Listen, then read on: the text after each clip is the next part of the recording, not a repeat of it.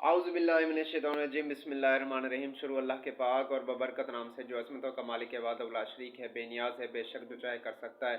इन्नल्लाह अला कुल्लि शैइन कदीर है, कुन फयकुन का मालिक है, तमाम तर मखलूक़ात का खालिक है, वही रिज़्क़ देने वाला है, वही रिज़्क़ में बरकत देने वाला है, वही ज़िंदगी और मौत का मालिक है, वाहदहु ला शरीक है। उस जैसा ना कोई था, ना कोई है, ना कोई होगा। दुआ है कि अल्लाह ताला आपको और आपके परिंदों को सलामत रखे। आज की वीडियो का टॉपिक सर्दियों में तितरों को किस तरह बचाएं। अच्छा, बहुत सी कॉल्स वगैरह आ रही थी कि इमरान भाई आप ईरानी दक्कनी तितरों के बारे में नहीं बताते, तो आज ईरानी दक्कनी तितरों के बारे में भी बताएंगे कि सर्दियों से कैसे बचें, और काले तितर के बारे में भी बताएंगे कि सर्दियों में उसकी क्या हिफाजत और तदाबीर करें। तो सबसे पहले हम ईरानी दक्कनी से शुरू करते हैं। ईरानी दक्कनी अगर आपने रखे हुए हैं तो उसको हम ज़्यादातर जो डालते हैं वो बाजरा डालते हैं। तो हमने उसको सर्दियों से बचाने के लिए बाजरे में कुछ ऐसा करना है कि रूटीन वाइज उसकी खुराक में वो चीज़ शामिल हो जाए और वो सर्दियों से बच जाए।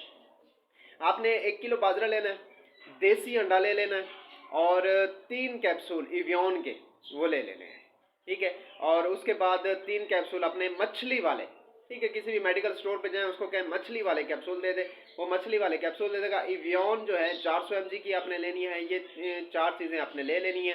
1 किलो बाजरा में आपने एक अंडे को तोड़ के अपने पहले किसी बर्तन में, कटोरी में या फिर किसी भी चीज़ में अच्छी तरह फेंट लेना है। अच्छी तरह उसको फेंट के तो आपने साफ सुथरे बाजरे के अंदर वो मिला के अच्छी तरह हाथ से मिक्स करना है। ये लाजमी ख्याल कीजिएगा कि हाथ से मिक्स करना है उसको। बारीक बाजरा लीजिएगा अगर आपके पास मुयसर हो तो, वरना मोटा भी चलेगा, मसला नहीं है। बारीक बाजरा अगर आप लेंगे तो जब आप तमाम तर चीज़ें इसमें डाल लेंगे तो वो बाजरा फूल कर मोटा हो जाएगा। लेकिन मसला नहीं है, अगर आपके पास बारीक बाजरा नहीं है तो मोटा बाजरा भी चलेगा, लेकिन साफ़ सुथरा होना चाहिए। बाजरे में आपने एक अंडा देसी फेंट के अच्छी तरह मिक्स कर लेना है। उसको मिक्स जब करेंगे ना तो वो लेसदार हो जाएगा।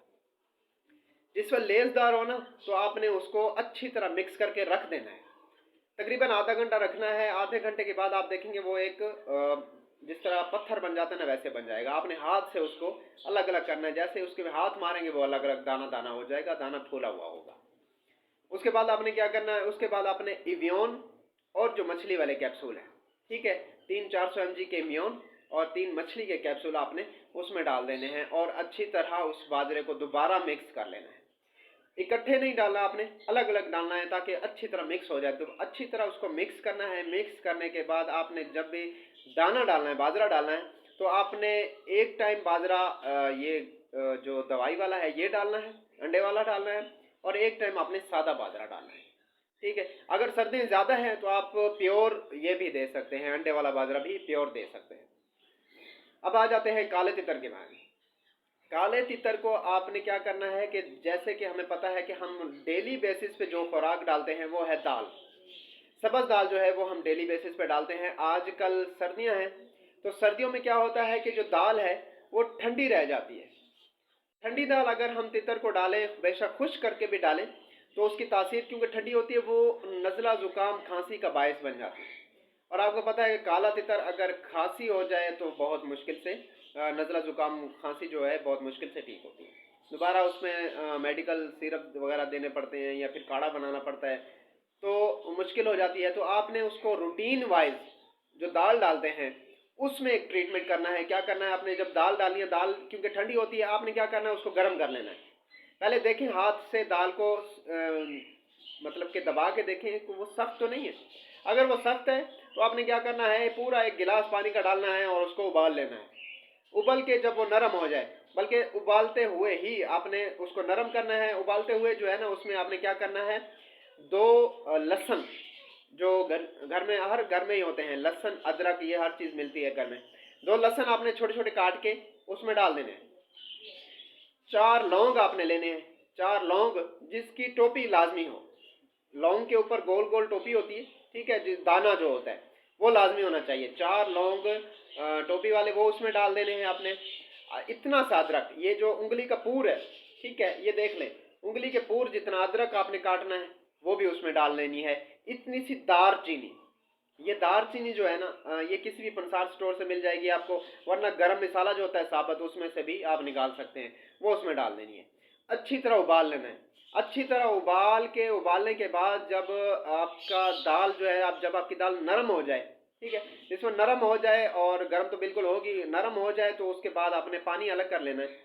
और उस पानी अलग करने के बाद वो लौंग, वो लहसुन वगैरह उसके अंदर ही रहे, ठीक है, और वो जो अदरक है वो भी छोटी छोटी काट के जो डाली है वो भी अंदर ही रहे। तो ये सारी चीज़ें आपने लेकर खुश्क कर लेनी है किसी मोटे कपड़े में, किसी मोटे कपड़े से खुश्क करके वो दाल जो है आपने तितर को खिलानी है। सर्दियों के हिसाब से आपने खिलानी है। अगर सर्दियाँ ज़्यादा है तो आप रोज़ भी खिला सकते हैं, इसमें कोई मसला नहीं है, रोज़ भी ये दाल खिला सकते हैं। अगर बहुत ज़्यादा सर्दी है, जिस तरह हमारे कुछ दोस्त मानसेरा, एबटाबाद और कश्मीर वगैरह से हैं, तो वो रोज़ भी खिला सकते हैं, नो इशू। लेकिन कुछ बालाई इलाके से हैं, कुछ मैदानी इलाके से, मैदानी मतलब जिस तरह पंजाब वगैरह है, तो पंजाब सिंध में आपने क्या करना है, सर्दी के हिसाब से 2 दिन या 3 दिन हफ्ते में ये करके आपने उसको खिलाना है। तो इंशाल्लाह आपके तितर को सबसे पहले बुखार नहीं होगा, क्योंकि उसमें एंटीबायोटिक भी है, गर्म भी है, और जो दालचीनी है वो उसका हाजमा ठीक करेगी, भूख लगेगी ज़्यादा, ठीक है। जो अदरक है उससे उसका गला वगैरह ठीक हो जाएगा। तो ये तमाम तर चीज़ें इंशाल्लाह ना उसको नज़ला होने देंगी, ना ज़ुकाम होने देंगी, ना बुखार होने देंगी, उसका मैदा ठीक हो जाएगा इंशाल्लाह, आपका तितर बिल्कुल 100% ठीक रहेगा। तो ये थी सर्दियों की एक एहतियात जो हम बताते रहते हैं। बाकी इंशाल्लाह आपके साथ हैं, सीज़न में जो जो चीज़ें मसले मसाइल आएंगे हम उसके साथ साथ वीडियो बनाते रहेंगे, हमारे साथ रहिएगा। तब तक के लिए अल्लाह हाफिज़, फ़ी अमानिल्लाह।